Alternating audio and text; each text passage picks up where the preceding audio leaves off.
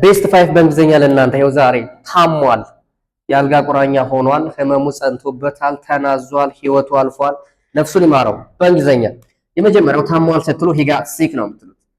he got sick የአልጋ ቁራኛ ሆኗል። he is bedridden he is bedridden ህመሙ ጸንቶበታል። his pain is getting worse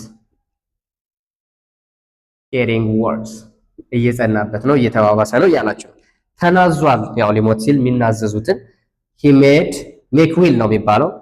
he made ያደረኩት ያው ፓስት ተናዟል። he made his will ህይወቱ አልፏል። he passed away